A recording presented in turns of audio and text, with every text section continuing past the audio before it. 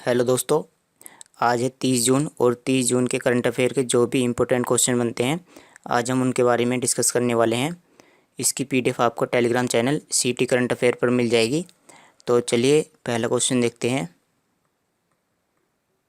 देखिए, राष्ट्रीय सांख्यिकी दिवस कब मनाया जाता है? तो यह दिवस 29 जून को मनाया जाता है। और यह दिवस क्यों मनाया जाता है? इस दिन क्या हुआ था? इस दिन जो पी महालनोबिस पीसी महालनोबिस तो इनका जन्म हुआ था और इनको ही हम फादर ऑफ इंडियन स्टैटिस्टिक्स यानी भारतीय सांख्यिकी का फादर भी हम इनको कहते हैं। और चलिए इसके बारे में अन्य बातें भी जान लेते हैं। जैसे यह दिवस क्यों मनाया जाता है? क्योंकि इस दिन प्रोफेसर पीसी महालनोबिस का जन्म हुआ था।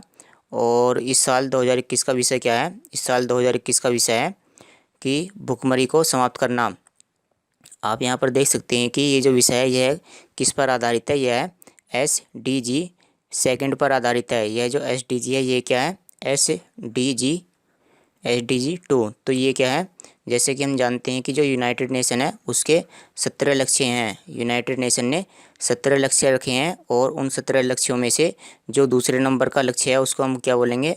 SDG 2। और जो SDG 2 है वो क्या है? SDG 2 है भुखमरी को कम करना। तो इस तरह से राष्ट्रीय सांख्यिकी दिवस है उसका भी जो उद्देश्य है वो यही है कि भुखमरी को कम किया जाए। अग्नि-P। तो अग्नि-P बैलिस्टिक मिसाइल का कहाँ से परीक्षण किया गया है? तो इसका जो परीक्षण किया गया है वो डॉक्टर APJ अब्दुल कलाम द्वीप से किया गया है जो उड़ीसा में स्थित है। ये जो द्वीप है ये कहाँ पर स्थित है? यह उड़ीसा में स्थित है और इसका वहाँ से सफल परीक्षण किया गया है यानी इसकी टेस्टिंग की गई है। और चलिए इसके बारे में अन्य बातें जान लेते हैं। जैसे इसका नाम क्या है? अग्नि-P। तो यहाँ पर P का मतलब क्या है? यहाँ पर P का मतलब है प्राइम यानी अग्नि प्राइम। चलिए इस शब्द का भी मतलब जान लेते हैं कि बैलिस्टिक मिसाइल क्या होती है और क्रूज मिसाइल क्या होती है। बैलिस्टिक मिसाइल का क्या मतलब होता है? देखो, जो बैलिस्टिक मिसाइल होती हैं वो बड़े आकार की होती हैं। इनका आकार कैसा होता है? बहुत बड़ा होता है। और जो क्रूज मिसाइल होती हैं वो छोटे आकार की होती हैं। तो एक तो सबसे बेसिक इनका डिफरेंस क्या है? इनका डिफरेंस यही है कि जो बैलिस्टिक मिसाइल होती हैं वो बड़ी होती हैं और जो क्रूज मिसाइल होती हैं वो छोटी होती हैं। और दूसरा जो इनकी मारक क्षमता होती है वो भी बहुत ज़्यादा होती है यानी ये जो निशाना लगा सकती हैं वो ज़्यादा दूर तक लगा सकती हैं। जबकि जो क्रूज मिसाइल होती हैं वो कम दूरी की मिसाइल होती हैं यानी वो कम दूरी तक टारगेट कर सकती हैं। तो इनके बीच में यही बेसिक डिफरेंस होता है। चलिए इस मिसाइल की रेंज जान लेते हैं। तो इस मिसाइल की जो रेंज है वो लगभग 700 किलोमीटर से लेकर के 2000 किलोमीटर इसकी रेंज है। और यह जो मिसाइल है यह सतह से सतह पर वार करने वाली मिसाइल है। सतह से सतह पर, सरफेस टू सरफेस। तो इसके बारे में हमने क्या जान लिया है कि ये जो अग्नि-P है यहाँ पर P का मतलब क्या है? प्राइम। और ये एक बैलिस्टिक मिसाइल है। बैलिस्टिक का क्या मतलब होता है कि ये बड़े आकार की मिसाइल है और ये ज़्यादा दूरी तक वार कर सकती है। इसकी रेंज कितनी है? 700 से 2000 किलोमीटर। और ये सरफेस टू सरफेस पर वार करने वाली मिसाइल है। इसको उड़ीसा के डॉक्टर APJ अब्दुल कलाम द्वीप से लॉन्च किया गया है। निम्न में से किसने जून 2021 में स्टायरियन ग्रैंड प्रिक्स जीता है? स्टायरियन। तो ये जो ग्रैंड प्रिक्स है ये किसके द्वारा जीता गया है? यह मैक्स वेरस्टेपेन के द्वारा जीता गया है। और ये जो ग्रैंड प्रिक्स होता है इसमें इस तरह की कार रेसिंग होती है। और ये जो कार रेसिंग है ये कहाँ पर हुई है? यह स्टायरियन में हुई है। कहाँ पर हुई है? स्टायरियन। और ये स्टायरियन ये जो जगह है ये कहाँ पर स्थित है? यह ऑस्ट्रिया देश में स्थित है। ये कहाँ पर स्थित है? यह ऑस्ट्रिया देश में स्थित है। और ऑस्ट्रिया कहाँ पर स्थित है? ऑस्ट्रिया यूरोप महाद्वीप में स्थित है। तो इसके बारे में और कुछ भी बातें जानने की ज़रूरत नहीं है, केवल आपको ये जानना है मैक्स वेरस्टेपेन। लखनऊ में डॉक्टर भीमराव अंबेडकर सांस्कृतिक केंद्र की आधारशिला यानी नींव किसने रखी है? तो जो डॉक्टर भीमराव अंबेडकर सांस्कृतिक केंद्र है वो बनने जा रहा है और इसकी जो नींव रखी है वो किसके द्वारा रखी गई है? तो इसकी नींव प्रेसिडेंट यानी राष्ट्रपति रामनाथ कोविंद के द्वारा रखी गई है। तो जो उत्तर प्रदेश की सरकार है उसने इसके लिए 45.04 करोड़ रुपए आवंटित किए हैं यानी दे दिए हैं और इसकी सहायता से ही जो डॉक्टर भीमराव अंबेडकर सांस्कृतिक केंद्र है इसका निर्माण किया जाएगा। और इसमें कौन कौन सी चीज़ें होने वाली हैं, इस सांस्कृतिक केंद्र में कौन कौन सी चीज़ें होंगी, तो इसमें 750 सीटों वाला सभा सागर होगा, और इसमें पुस्तकालय यानी लाइब्रेरी होने वाली है, इसमें पिक्चर गैलरी होगी, संग्रहालय यानी इसमें म्यूजियम भी होगा, और इसमें बहुउद्देशीय हॉल यानी यहाँ पर एक बड़ा सा कमरा भी होगा, और यहाँ पर छात्रावास यानी कि जो जहाँ पर जो बच्चे रहते हैं किराए पर, तो वहाँ पर छात्रावास भी होने वाला है। स्वीडन के प्रधानमंत्री का नाम क्या है जिन्होंने अविश्वास मत हारने की वजह से इस्तीफा दे दिया है? तो जो स्वीडन के प्रधानमंत्री हैं उनका नाम क्या है? इनका नाम है स्टीफन लोफवेन।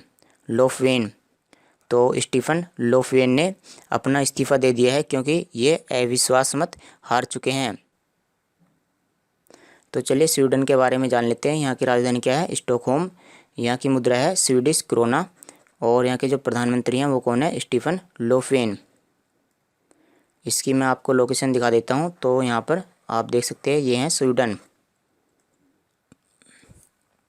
ISSF शूटिंग विश्व कप में महिलाओं की 25 मीटर पिस्टल स्पर्धा में किसने स्वर्ण पदक जीता है?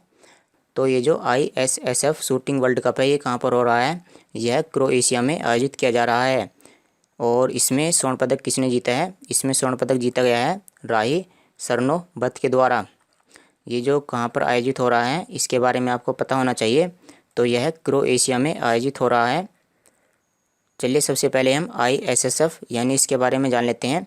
तो इसकी फुल फॉर्म क्या है? इंटरनेशनल शूटिंग स्पोर्ट फेडरेशन, और इसकी स्थापना 1907 में हुई थी।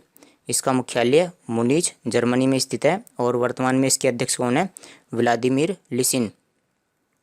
चलिए क्रोएशिया के बारे में भी जान लेते हैं। तो इसकी राजधानी क्या है? क्रोएशिया की राजधानी है जाग्रेब। यहाँ की मुद्रा है कूना, और यहाँ के राष्ट्रपति कौन है? जोरेन मिलनोविक। और क्रोएशिया की अगर हम लोकेशन की बात करें तो यह एक यूरोप महाद्वीप का देश है, और आप यहाँ पर देख सकते हो कि यह है क्रोएशिया। यहाँ पर है एड्रियाटिक सी, और एड्रियाटिक सी के ऊपर यह क्रोएशिया। कौन सी अंतरिक्ष एजेंसी दुनिया के पहले विकलांग अंतरिक्ष यात्री को नियुक्त करेगी और उसको लॉन्च करेगी? तो अंतरिक्ष एजेंसी का हमें नाम बताना है जो विकलांग व्यक्ति को अंतरिक्ष में भेजने वाली है।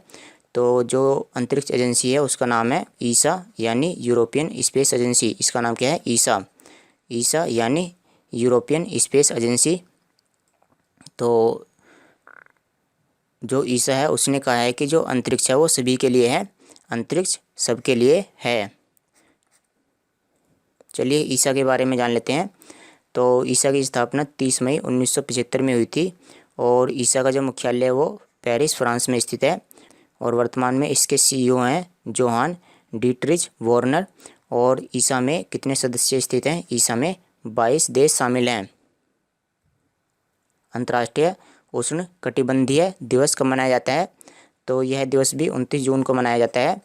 और यह दिवस क्यों मनाया जाता है? जैसे हम जानते हैं कि जो उष्ण कटिबंधीय जो क्षेत्र है वो कौन सा है? जैसे यहाँ पर 0 डिग्री अक्षांश है, ये क्या है? 0 डिग्री अक्षांश, जिसको हम भूमध्य रेखा भी कहते हैं। तो आप यहाँ पर देखिए 23.5 डिग्री उत्तरी और 23.5 डिग्री दक्षिणी, तो इन दोनों के बीच में जो क्षेत्र होता है उसको हम उष्ण कटिबंधीय क्षेत्र कहते हैं। तो इस क्षेत्र के लिए ही यह दिवस मनाया जाता है, अंतर्राष्ट्रीय उष्ण कटिबंधीय दिवस। तो ये जो दिवस मनाया जाता है इसका उद्देश्य होता है कि ये जो बीच वाला क्षेत्र है इसका विस्तार किया जाए, यानी ये जो है ऊपर की तरफ भी फैल जाए, क्योंकि ये ऐसा क्षेत्र है जिसमें सभी तरह की प्रजातियां पाई जाती हैं। इसमें अधिक से अधिक जो पृथ्वी पर पेड़ हैं इसमें सारे के सारे पेड़ पाए जाते हैं, और सबसे ज़्यादा मानव बस्ती इसी क्षेत्र में निवास करती है। तो इसका विषय जान लेते हैं। इसका विषय है ट्रॉपिक्स में डिजिटल डिवाइस।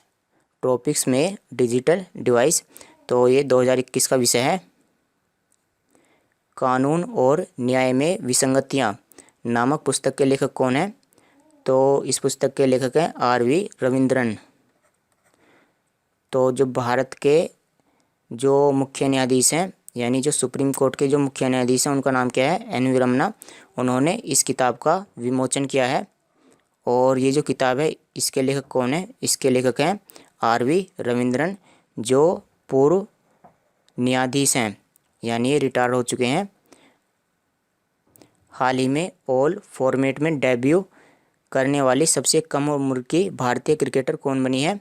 सबसे कम उम्र की, तो इनका नाम है शेफाली वर्मा, और ये सबसे कम उम्र की भारतीय महिला बनी है जिन्होंने क्रिकेट के तीनों फॉर्मेट में डेब्यू किया है।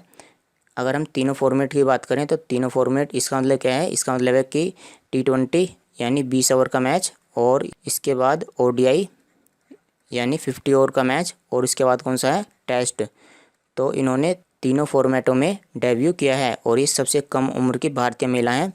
इन्होंने 17 साल और 150 दिन में जो क्रिकेट के तीनों फॉर्मेट हैं उनमें भाग ले लिया है। अगर हम विदेश की बात करें तो विदेश में अगर हम पहले नंबर पर बात करें तो वो हैं अफ़गानिस्तान के मुजीब उर रहमान, जिन्होंने मात्र 17 साल और 78 दिन में जो क्रिकेट के तीनों फॉर्मेट हैं वो खेल लिए हैं।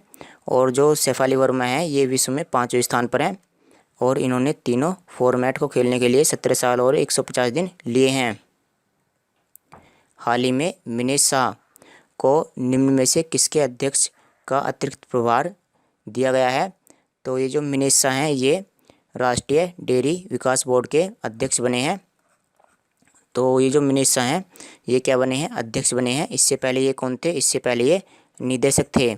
तो अब ये निदेशक और अध्यक्ष दोनों का कार्यभार संभालेंगे। चलिए राष्ट्रीय डेयरी विकास बोर्ड के बारे में जान लेते हैं। तो इसकी स्थापना 1965 ईस्वी में हुई थी और इसका मुख्यालय आनंद, गुजरात में स्थित है। हाल ही में सरकार के अटर्नी जनरल के वेणुगोपाल का कार्यकाल कितने वर्ष के लिए बढ़ा दिया गया है? तो ये जो अटर्नी जनरल के वेणुगोपाल हैं इनका कार्यकाल 1 वर्ष के लिए बढ़ा दिया गया है। चलिए इनके बारे में अतिरिक्त बातें जान लेते हैं। जैसे आप यहाँ पर इमेज में देख सकते हो, तो ये जो अटर्नी जनरल हैं इनको ही हम क्या बोलते हैं? इनको ही हम बोलते हैं मुख्य कानूनी सलाहकार, या इन्हीं को हम बोलते हैं सरकार का मुख्य वकील, या इन्हीं को हम बोलते हैं महान्यायवादी। तो अगर सरकार पर कोई केस हो जाता है तो ये सरकार के वकील के रूप में कार्य करते हैं।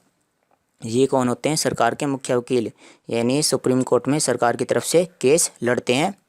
और इनकी नियुक्ति किसके द्वारा की जाती है? इनकी नियुक्ति भारत के राष्ट्रपति के द्वारा की जाती है। तो चलिए दोस्तों आज की वीडियो में इतना ही, कल मिलते हैं आपसे।